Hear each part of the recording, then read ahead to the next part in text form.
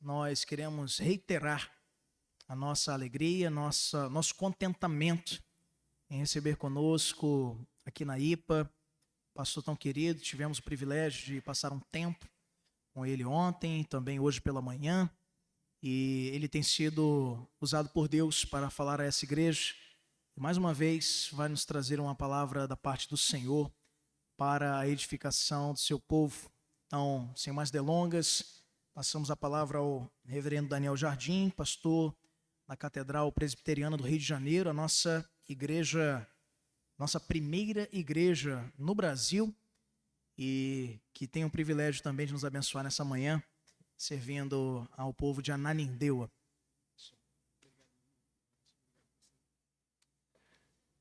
Que a graça e a paz de Jesus sejam conosco nessa manhã. Que coisa boa, bom dia, irmãos. Coisa boa estarmos aqui novamente juntos. Desde o dia de ontem tem sido um tempo bom. Ontem eu me apresentei. Mais uma vez eu agradeço o convite do pastor Gabriel e do conselho dessa igreja. Sou muito grato a Deus por poder estar aqui com os irmãos, conhecer os irmãos, conhecer essa igreja, ver o que Deus tem feito aqui na vida de vocês e através da vida de vocês e nessa cidade. Sou grato ao Senhor. Desde o dia de ontem tem tido uma jornada quase que de local.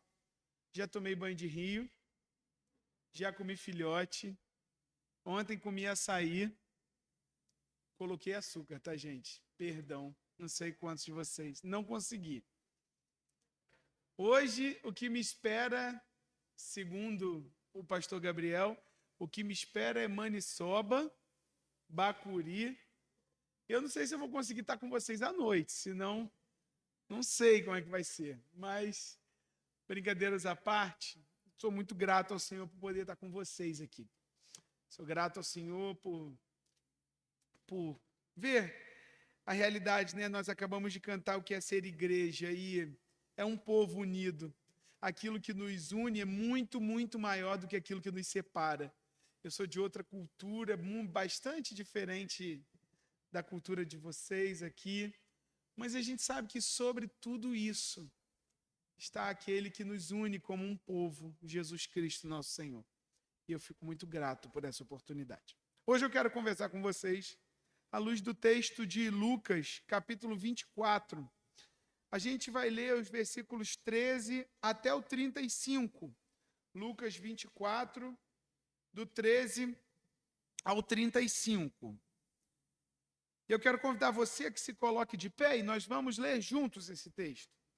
Eu leio os versículos ímpares e vocês podem ler os pares, tá bom? Lucas 24, de 13 ao 35.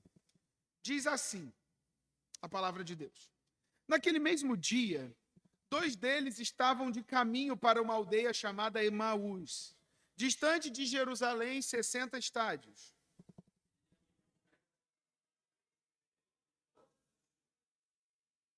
Aconteceu que, enquanto conversavam e discutiam, o próprio Senhor Jesus se aproximou e ia com eles.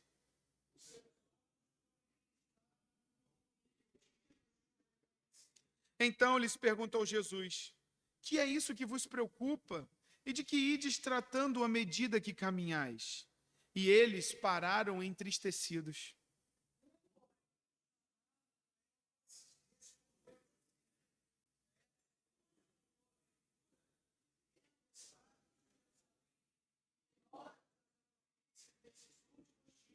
Ele lhes perguntou: quais?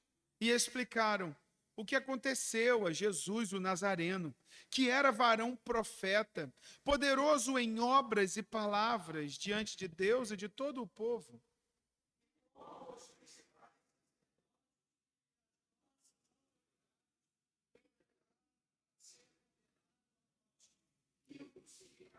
Ora, nós esperávamos que fosse ele quem havia de redimir a Israel. Mas depois de tudo isso, é já este o 3º dia, desde que tais coisas sucederam.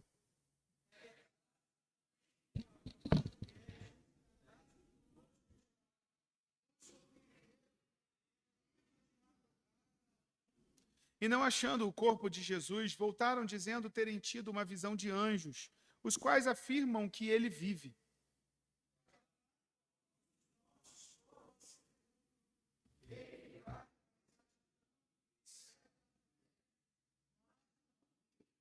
Então lhes disse Jesus: honestos e tardos de coração para crer tudo o que os profetas disseram.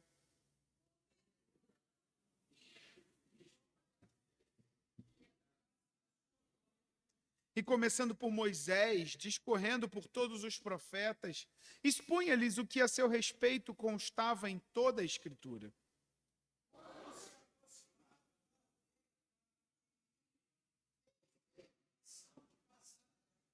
Mas eles o constrangeram, dizendo: fica conosco, porque é já tarde e o dia já declina.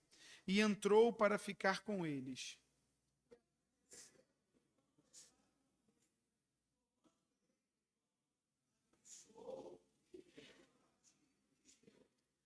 Então se lhes abriram os olhos e o reconheceram. Mas ele desapareceu da presença deles.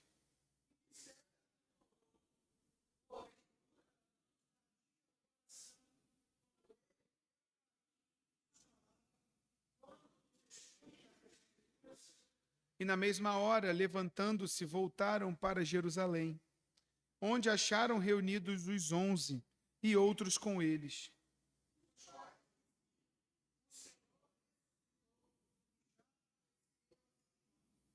Então os dois contaram o que lhes acontecera no caminho e como fora por eles reconhecido no partir do pão. Vamos orar? Querido Deus, muito obrigado pelo privilégio de estarmos na tua casa nessa manhã. Muito obrigado pelo privilégio de abrir a tua palavra e ler. Muito obrigado, Deus, porque somos um corpo, um povo chamado para ser teu. E é por isso que a gente pede agora, Deus, que tu faças aquilo que só o Senhor pode fazer. Ilumine a nossa mente pelo teu Espírito Santo, de forma que não somente entendamos a tua palavra, mas que essa palavra desça ao nosso coração e transforme quem nós somos. É o que nós oramos em nome de Jesus. Amém. Você pode se sentar? Nós estamos diante de um texto conhecido, bastante conhecido. Jesus havia acabado de ressuscitar. Aqueles discípulos que haviam passado os últimos 3 anos da vida de Jesus com ele, estavam passando os seus momentos mais críticos. Depois de 3 anos dormindo, acordando com Cristo, viajando, vendo milagres acontecer, aqueles discípulos estavam experimentando a dor da ausência. Estavam experimentando aquilo que Cristo já vinha anunciando. Estava anunciando há algum tempo. O Filho do Homem vai ser morto. E aqueles discípulos, os discípulos de Cristo, aqueles que estavam com ele, eles experimentam de um momento de fraqueza de fé. Pedro trai a Cristo, nega a Cristo 3 vezes. E o texto de Mateus vai também nos mostrar que todos os outros discípulos abandonaram a Cristo. E nós estamos aqui diante de um momento da história que Cristo já havia ressuscitado. 2 mulheres receberam a boa notícia. Elas foram ao túmulo de Jesus e ao chegar no túmulo, o túmulo está vazio. E elas saem dali a anunciar. Elas recebem a ordem. Vão, anunciem. Anunciem que Jesus está vivo e que ele espera que os discípulos se reúnam na Galileia. Vão. Aquelas mulheres foram incumbidas disso e elas realizaram a tarefa imediatamente. Elas foram boas em realizar essa tarefa. Mas, seja pelo fato de que naquela época as mulheres, elas não eram fontes muito confiáveis dentro da cultura terrível que a gente tinha na época. Ou, pela falta de fé dos discípulos, eles não receberam as palavras das mulheres. E a jornada deles de afastamento de Jesus continuou. De um lado, nós temos o Cristo que foi morto, que ressuscitou, e que anunciou a sua ressurreição e que os esperava na Galileia. Do outro, nós temos discípulos que viram, que experimentaram do poder de Jesus, que tiveram a sua vida modificadas por Jesus e agora estavam trilhando um caminho totalmente de afastamento. Os discípulos, eles não somente não tinham agora mais a perspectiva de que Jesus era o Deus verdadeiro, o Messias enviado, como eles não acreditaram nas suas próprias irmãs, nas próprias mulheres. 3 anos de contato diário. 3 anos desfrutando, percebendo o poder de Jesus. Será que 3 anos não foram suficientes para eles lembrarem? Olha, Jesus mesmo anunciou que ele morreria, mas que ele voltaria à vida. Será que não seria suficiente? Talvez o nosso olhar para esses discípulos seja um olhar de muita crítica. Eles abandonaram. Quem são esses homens? Quem são? Será que eles são dignos de serem chamados filhos de Deus? Talvez se a gente passar a chegar a isso e pegar para a nossa realidade, a gente vai observar, será que eles, de fato, poderiam ser bons de serem membros de nossa igreja? Se a gente trouxer para a nossa realidade. Mas o convite para nós, nessa manhã, é a gente perceber que Jesus encontra com esses discípulos rumo a Emaús e transforma um caminho de afastamento num caminho de reencontro. O convite do Senhor hoje para a gente é justamente pensarmos sobre o caminho de reencontro que Jesus estabelece. Porque cá para nós, não são só os discípulos que passam por esses momentos difíceis da fé. Nós também passamos. Irmãos nossos passam. E da mesma forma como Cristo não pegou esse retrato pós-ressurreição e definiu os discípulos a partir dessa falta de fé, eu e você somos chamados a olhar para o lado com compaixão. Eu e você somos chamados a olhar para as nossas próprias vidas e perceber que os nossos momentos de inconstância diante do Senhor não fazem com que a gente seja menos amado pelo Senhor.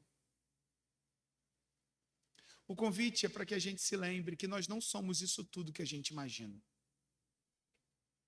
E que por isso, o nosso olhar um para o outro, para a cidade em que nós vivemos, é um olhar que carece de compaixão.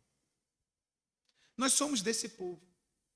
Nós somos desses que, à medida que a pressão se intensifica, a nossa fé fraqueja.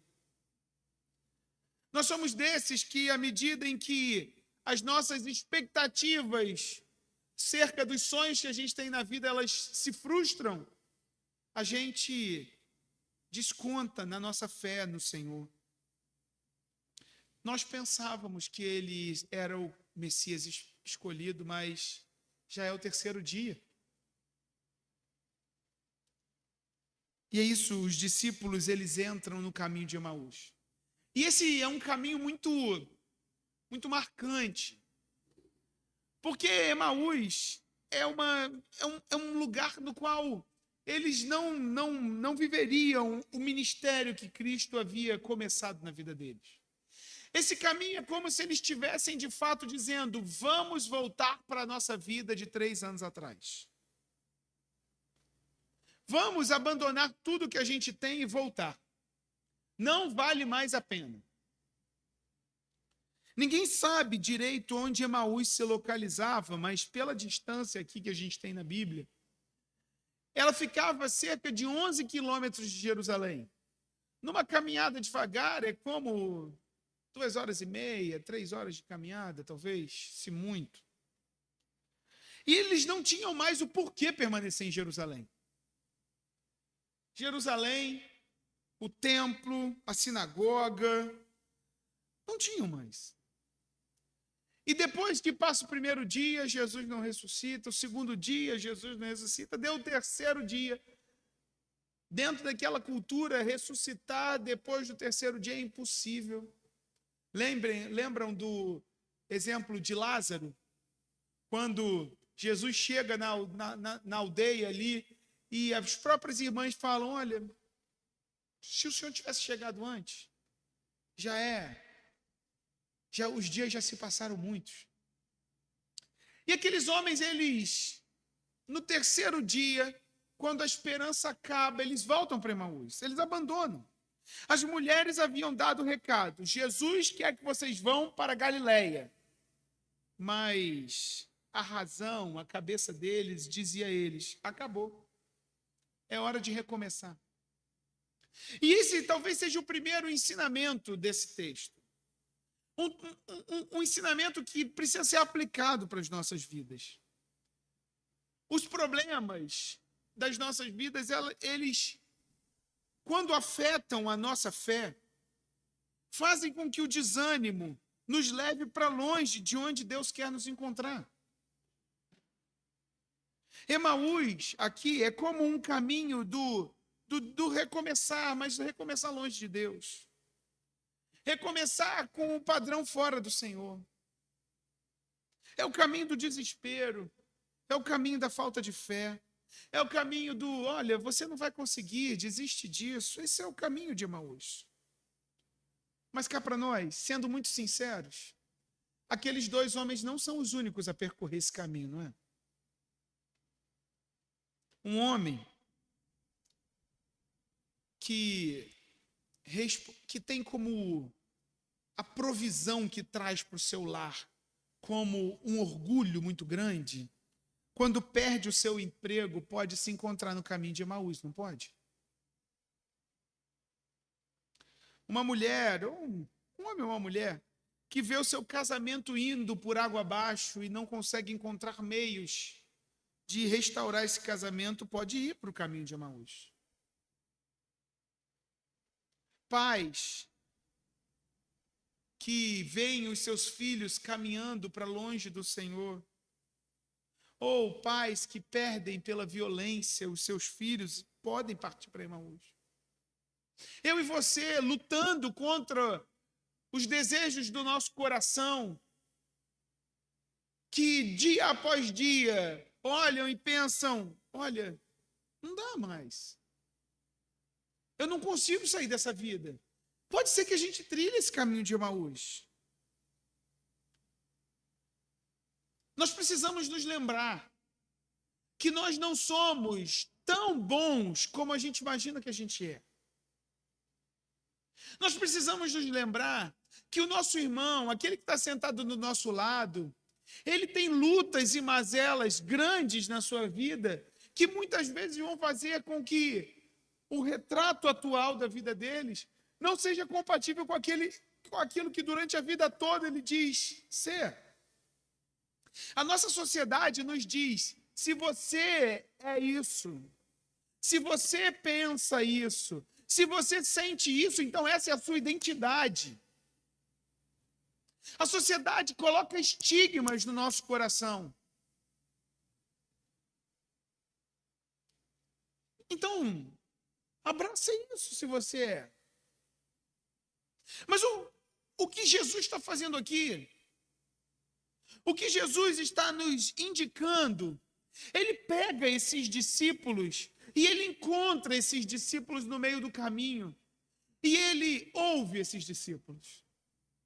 Ele chega e diz, o que está acontecendo? E eles respondem, você não está vendo? É você o único? Mas Jesus se importa com esses discípulos. Jesus não permite aplicar neles um jugo de que a falta de fé define quem eles são. Porque aqueles discípulos, eles eram filhos amados do Senhor. E eu quero lembrar você que ainda que os nossos caminhos de inconsistência, ainda que os nossos caminhos atuais ou futuros sejam marcados por desvios, Deus continua a se importar com cada um de nós e não nos aplica um jugo no qual o abandono nos marca. se nós não somos tão bons quanto nós imaginamos, e isso precisa levar a gente a trazer compaixão, a mesma compaixão que Jesus apresentou a eles aqui, a gente precisa se lembrar que em Cristo Jesus nós não somos reféns das nossas fraquezas de fé. Em Cristo Jesus nós não somos reféns dos nossos pecados. Em Cristo Jesus nós não somos aqueles que, por um retrato ruim da vida, um momento temporal, nós somos marcados eternamente. Não! Mas a gente também precisa lembrar que quando nós olhamos meramente para as circunstâncias das nossas vidas, antes de olharmos para o alto, nós tendemos a entrar no caminho de Emaús, um caminho de abandono, um caminho que não é o lugar que Deus nos quer. Talvez a sua vida pode ser marcada, por exemplo, por abandono.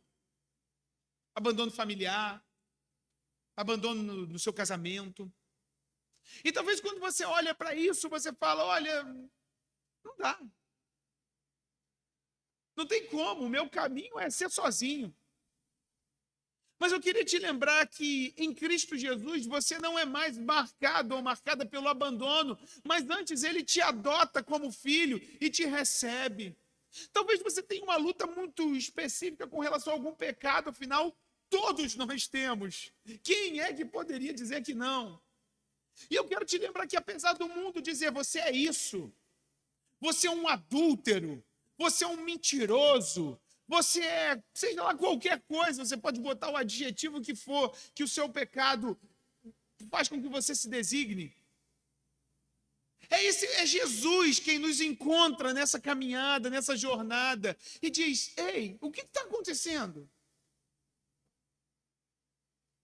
Nós somos muito firmes para julgar uns aos outros, não somos? Muito. Nós somos muito prontos a julgar.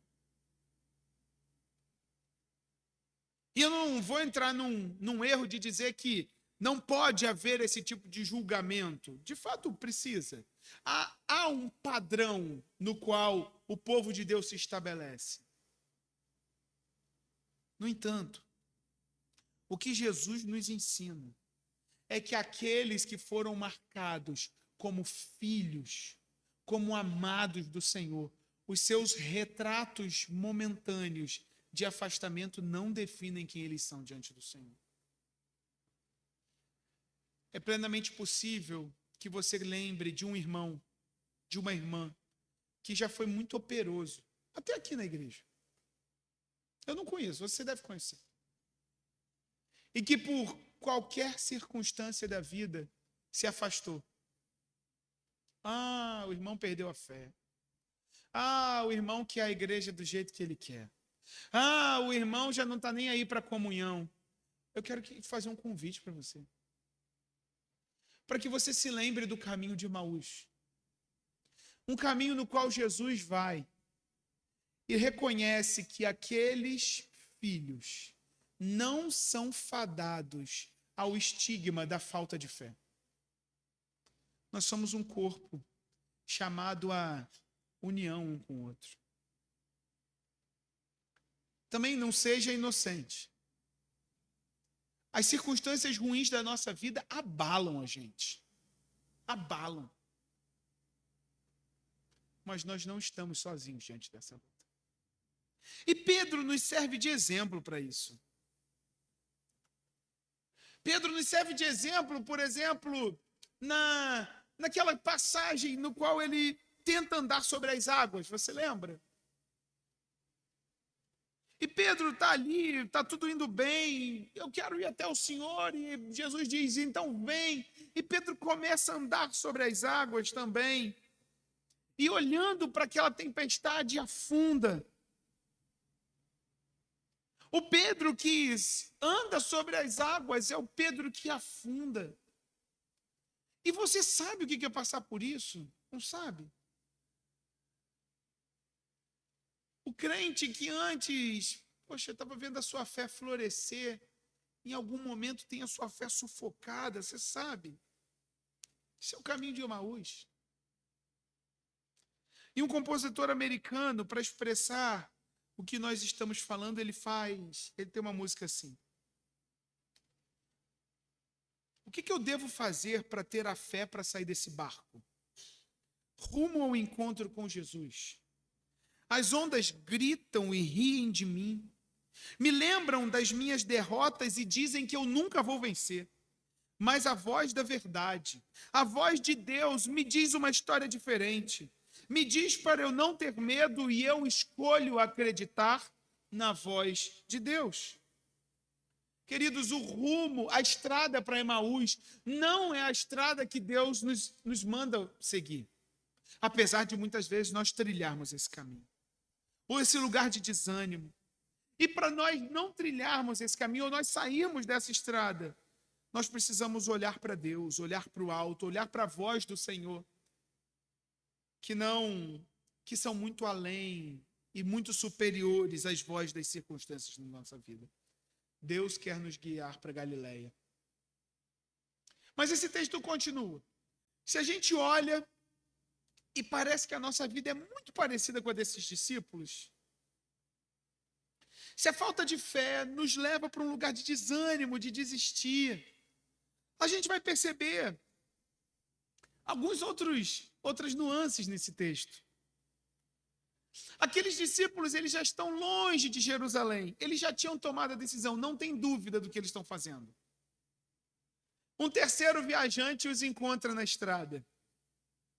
Quem é esse terceiro viajante? O texto nos diz muito claramente.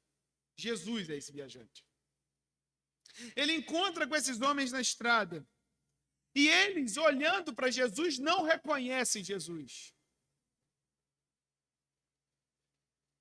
Como pode? Depois de 3 anos, como pode? Depois de momentos como eles já viveram, eles não reconhecerem o Mestre. Cristo está ali vivo. E eles estão ali cegos, surdos, não o ouvem e não o ouvem. O que Jesus faz? Os abandona? Vocês não têm jeito, não. Gastei meu tempo com vocês. É isso que Jesus faz? Não. Jesus os ouve. Jesus se abre para ouvir o que eles estão dizendo. O que está passando?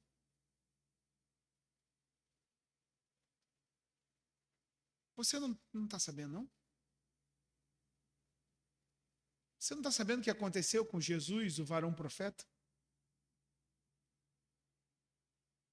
Nós achávamos que ele era o enviado de Deus, mas não é mais. Não é. Nós esperávamos, mas ele foi entregue à morte. E Jesus os repreende e Jesus os conduz pelas Escrituras. Vocês não estão sabendo? Vocês não se lembram? Vocês não sabem que isso estava escrito? E eles até dizem, não, é verdade, algumas mulheres até disseram que ele ressuscitou, mas isso nos mostra uma segunda verdade desse texto. Está ali Jesus, caminhando ao lado deles, expondo as Escrituras, mostrando quem ele é e o que as Escrituras apontam para ele. Mas isso nos mostra uma segunda verdade. Se eu e você, se os nossos conhecidos rumam para Emaús, uma segunda verdade é evidente nesse texto.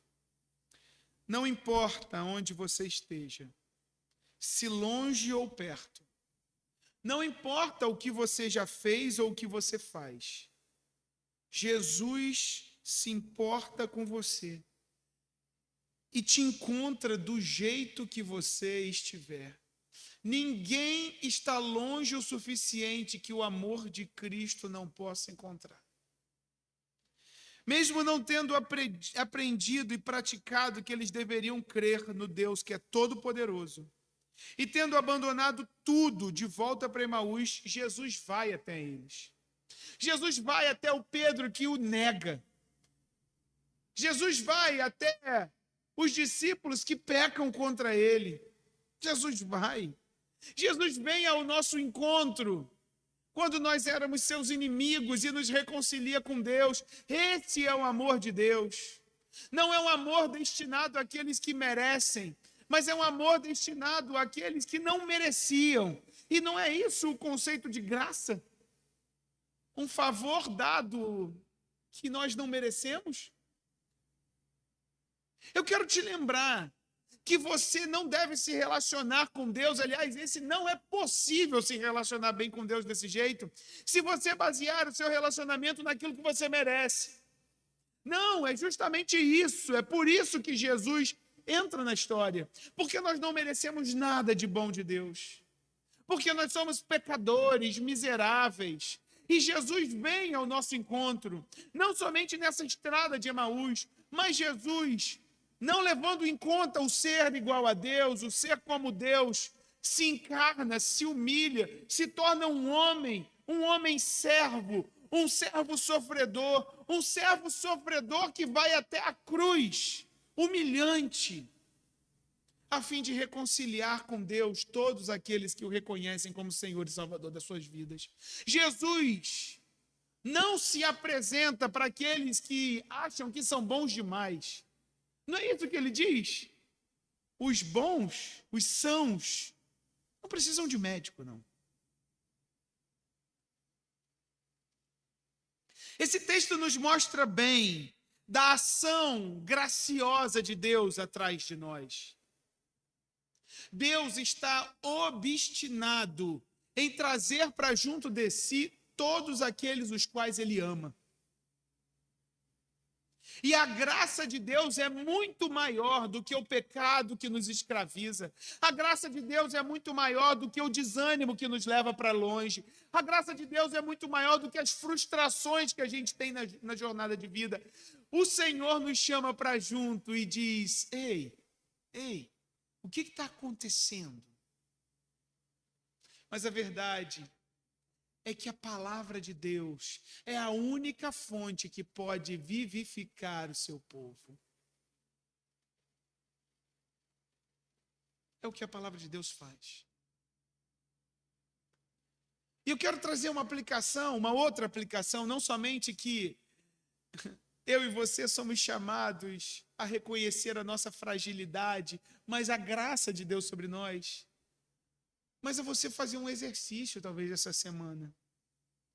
A você se achegar àqueles que antes estavam aqui com você. Sabe aquele que você considera um povo difícil? Saiu falando horrores da igreja? Sabe? Você deve saber. Ou só tem gente assim lá no Rio? Sabe aquele que antes estava aqui, mas saiu dizendo: não dá não. Você não vai acreditar. Mudou a cor do banco. Mudou a parede. Terrível. Essas músicas estão tocando, não sei qual o motivo terrível que deve ter acontecido. Ou uma coisa genuína. Uma fofoca descabida numa igreja. Sabe aqueles magoados, tristes, que só trilhando o caminho de Emaús? Quero convidar você a imitar Jesus e dizer: ei, o que está acontecendo? Por que você está assim? Irritado, revoltado? E que você leve uma palavra de paz, de reconciliação. Não é isso que Cristo faz? Não é isso que Cristo faz ao expor a eles as Escrituras? É isso que nós somos chamados a fazer, gente. Nós somos chamados não somente a olhar para as nossas quatro paredes aqui e nos fechar aqui. Isso aqui é belo demais. A gente cantou maravilhoso, isso aqui é belo. Mas nós somos chamados, através disso aqui que move a quem nós somos, a sermos agentes de reconciliação. Porque Cristo nos reconciliou quando nós desistiríamos, quando nós abandonaríamos o barco, quando nós, às vezes, somos reféns dos nossos pecados, das nossas inconsistências. Quando nós estamos aqui, porque pela graça do Senhor, Ele também nos chama a sermos esse povo. É como se Jesus estivesse novamente moldando esses dois vasos. Ei, deu uma coisa errada aqui. A tristeza profunda abalou a sua fé nesse sentido. Volta a motivos de esperança. Eu quero te lembrar que Deus, o Deus que ama você, é o único que te encontra onde quer que você esteja e te chama para uma jornada ao lado dele. Deus ama o seu povo, se preocupa com o seu povo e vai até onde for para buscar o seu povo. Não há pecado, não há rebeldia, não há abandonos que seja tão grande que a graça e o amor de Deus não possam ir lá e restaurar aquele que estava perdido. Que bom. Que bom que há um jeito para nós. Mas o texto termina. E Jesus vai expondo a eles as Escrituras e eles continuam sem entender. Até que num determinado momento eles entram numa bifurcação. Jesus faz menção de ir adiante, a noite já está chegando, vai ficar perigosa a estrada. E aqueles homens chamam esse viajante para ficar com eles à noite. É perigoso seguir a estrada. É engraçado que esses discípulos, eles estão indo, abandonando Jerusalém. O caminho perigoso de verdade é o caminho sem Cristo. E eles estão ali. E a noite que cai, agora evidencia ainda mais os perigos, e eles dizem, não, fica aqui com a gente. E Jesus fica com eles, e Jesus parte o pão. O partir do pão era uma característica individual do anfitrião. E o viajante que foi convidado para estar à mesa com eles, pega e parte o pão. E como que algo que só Jesus, só Deus podia fazer, os olhos daqueles homens são abertos. Eles estão diante da mesa. Eles estão diante do Cristo que, momentos antes, dias antes, havia partido o pão e dado a eles, este é o meu corpo. E os olhos deles, como que escamas caindo, são abertos. E eles reconhecem, olham um para o outro e diz, é o Cristo. E Cristo já não estava mais ali. Sobrenaturalmente, ele sai dali. E eles olham um para o outro e dizem, é ele. Será que não nos ardia o coração quando ele expunha as Escrituras para nós? E eles se levantam. E olha o que o texto diz no versículo 33.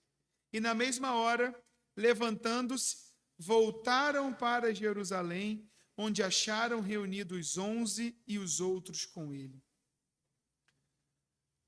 A estrada não era perigosa? A estrada não tinha perigos que o viajante, terceiro viajante, não poderia seguir a estrada? Eles agora abandonam tudo. Eles agora se lembram do que realmente importa. O que realmente importa é anunciar a vida de Cristo. Então vamos voltar para Jerusalém. Tem gente que precisa ouvir. Jesus, ele usa 2 servos errantes para levar para Jerusalém a verdade de que ele havia ressuscitado. Jesus usa servos errantes para comunicar Há outras pessoas que precisam ouvir de que Ele é o verdadeiro Rei e Senhor do universo. O convite para mim e para você é que Jesus, Ele usa servos imperfeitos para participar de um movimento de expansão do reino, que é imerecido por mim e por você, mas que, pela sua soberania e graça, Ele chama a mim e a você, restaurando a nossa vida, para comunicar a sua vida, a sua morte, a sua vida e o seu reino. Talvez você nunca tenha parado para avaliar a sua vida hoje ou após a sua conversão. Mas uma coisa é certa, não é possível, diante de um Jesus que dá restauração para o seu povo, nós permanecermos iguais ao que nós éramos. O encontro com Deus dá mais do que dinheiro, prosperidade, que é muito pregado por aí. Esse encontro verdadeiro dá vida de verdade, alegria de verdade, sentido de vida. O que antes o pecado nos escraviza, Cristo restaura todas as coisas para a verdadeira liberdade. Nós não somos reféns daquilo que nós éramos. Nós não devemos permanecer parados em Emaús, enquanto vidas se perdem aí fora. Quando Deus te encontra, Ele te dá vida e alegria e nós não podemos escondê-las. Na igreja de Atos, no relato de Atos, a igreja primitiva, é evidenciado que as pessoas da sociedade da época, elas iam entrando na comunhão dos santos porque queriam ser como eles. A igreja, o povo, transbordava vida, alegria, união, comunhão. E isso impactava a sociedade. Não é meramente o que nós fazemos aqui nessa reunião, mas é o que nós somos aqui e fora da reunião que vai impactar a nossa sociedade.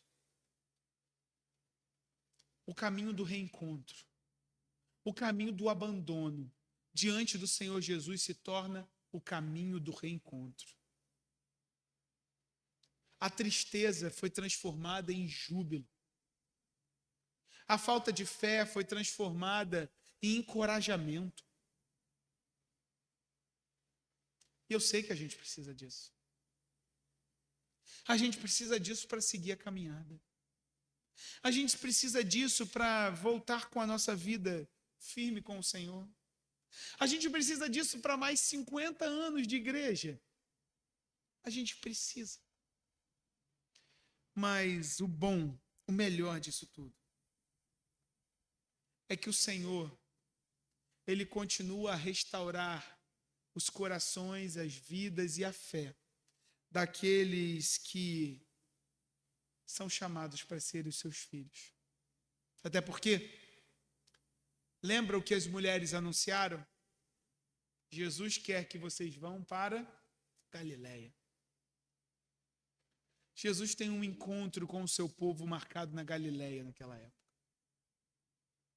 E essa é uma verdade para nós também. Jesus não quer que a gente viva olhando para as circunstâncias daqui. Até porque o chamado do Senhor para nós é muito maior do que ganhar a Nanindeua. O chamado de Jesus para nós é que nós desfrutemos da vida eterna com Ele na Nova Jerusalém. E é por isso que Ele não poupa esforços e não poupou a sua própria vida, a fim de restaurar para si o seu povo, a fim de pegar servos errantes e transformá-los em instrumentos preciosos para a propagação do seu reino. Algumas verdades.